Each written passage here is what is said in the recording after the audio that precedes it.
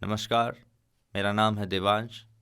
और मैं अभी प्रस्तुत करने जा रहा हूँ एक व्यंग्य लेख कोच खड़ा बाजार में। लेखक हैं Shri Anand Prakash artist. Coaching centre संचालन के संदर्भ में केंद्र सरकार की गाइडलाइंस 2024 क्या आई कि कोच तो बेचारा बाजार में ही खड़ा हो गया। बेचारा भी मुझे आज उसकी मानसिक हालत को देखकर ही कहना पड़ रहा है,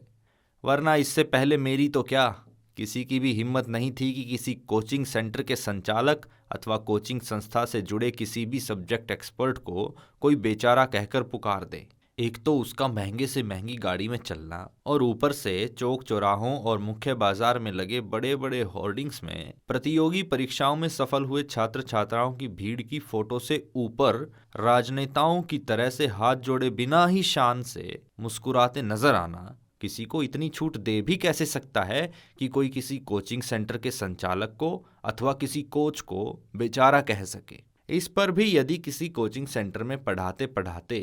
अथवा आते जाते किसी पर सब्जेक्ट एक्सपर्ट होने का ठप्पा लग गया है तो उम्र छोटी हो या बड़ी, एक्सपर्ट तो एक्सपर्ट ही होता है। और इसके साथ ही जब भारतीय संस्कृति के प्रतिमानों की फुहार से फुहारित अर्थात संस्कारित किसी व्यक्ति में किसी भी टीचर अथवा ट्यूटर को देखते ही उसे गुरु का दर्जा दे दिए जाने की प्रबल भावना जन्म से ही हिल्लोरे मारती पाई जाती है,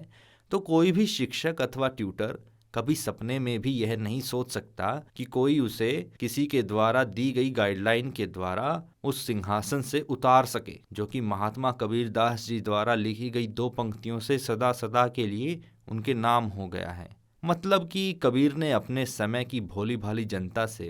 एक पंक्ति का यह सवाल करके खुद ही दूसरी पंक्ति के रूप में एक पंक्ति का जवाब क्या दे दिया कि गुरु गोविंद दो खड़े काके लागू पाए, बलिहारी गुरु आपने जिन गोविंद दियो मिलाए। कि उस समय की जनता ने भगवान से पूछे बिना ही गुरु को भगवान के आसन पर बैठा दिया। फिर क्या था, परंपरा चली तो ऐसी चल निकली कि सरकारी जमीन पर लंबे समय तक काबिज रहने वाले व्यक्ति की तरह से अब गुरु है कि भगवान के कहने पर भी उसके आसन से न उतरे। और उतरे भी तो आखिर क्यों उतरे? यह गुरु का आसन ही तो है जिस पर बैठकर कोई भी अपनी पूजा अपने समय के भगवान की तरह से करवाने लगता है और अपने समय की जनता का स्वामी बाबा अथवा महाराज बनकर समाज पर राजा नहीं बल्कि किसी महाराजा की तरह से राज करता है। ऐसे में व्यक्ति भूल जाता है कि अपने अटूट विश्वास के कारण जनता जिस भीत के लेव को देव मानकर भगवान की तरह पूज सकती है, विश्वास टूटने पर उसे ही उखाड़ कर फेंक भी सकती है।